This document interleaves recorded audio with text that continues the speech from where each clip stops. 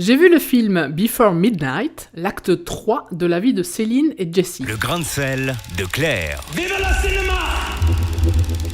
Oh, on avait dit qu'on s'arrêterait, les filles voulaient voir les ruines. Je te propose un truc. Le jour où on repart à l'aéroport, on s'y arrête. Tu sais bien que non. Ouais, on fera sûrement pas. Voici le troisième opus, après Before Sunrise en 1995 et Before Sunset en 2004, tous les trois réalisés par Richard Linklater. L'idée de suivre ce couple à travers 3 époques de sa vie avec les mêmes comédiens est vraiment une idée tout à fait originale et merveilleuse.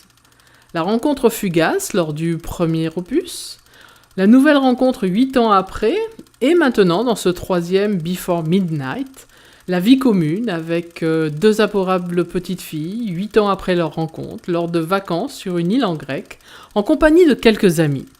Attention les filles, pas trop vite. Et comment vous êtes rencontrés? C'était il y a à peu près 18 ans et on est tous Oui, les dans deux un train. tombés plus ou moins amoureux.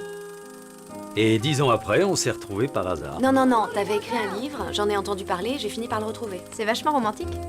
Le réalisateur, un indépendant du circuit américain, est un expérimentateur intéressant.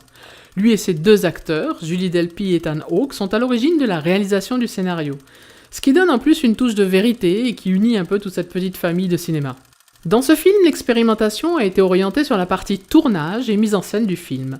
En effet, toute l'histoire se déroule en moins de 24 heures, sur 4 scènes différentes. Le retour en voiture, où l'on a une très longue discussion qui saute du coq à l'âne et qui introduit la pierre d'échauffement qui va consumer le couple pendant ces quelques heures. Le repas chez des amis où l'on refait le monde et où l'on parle d'amour. La balade pour rejoindre l'hôtel et où l'on appréhende la vie de couple. La chambre d'hôtel, enfin, où l'on passe de la joie de se retrouver à 2 au déchirement d'un couple.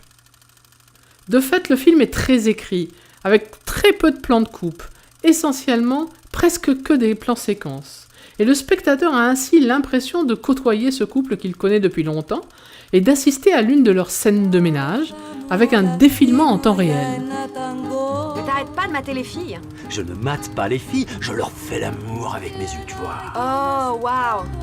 Je me retrouve coincée avec un ado américain. On est très proches tous les deux. Oui. Mais parfois j'ai l'impression que tu respires de l'hélium et moi de l'oxygène. Pourquoi tu dis ça? Alors, dans les premières minutes du film, on croirait voir un ancien Woody Allen avec ses introspections et ses doutes, un film basé sur les dialogues au sein d'un couple. Mais le charme est vite rompu.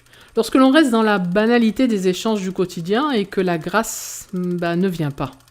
Voilà des scènes bien jouées, mais justement tellement proches de la réalité qu'elles sont tristes. Alors effectivement, on peut compatir à leur désamour, mais on reste dans un échange comme chaque couple en a vécu, ce qui nous peine, mais ça ne transcende pas le film, on ne ressent ni enjeu, ni émotion. Et vous alors, c'était comment vos dernières disputes? Lorsque le cinéma se brûle au quotidien de la réalité, ça aurait pu être un challenge intéressant, mais le film n'est pas au rendez-vous de tant de promesses.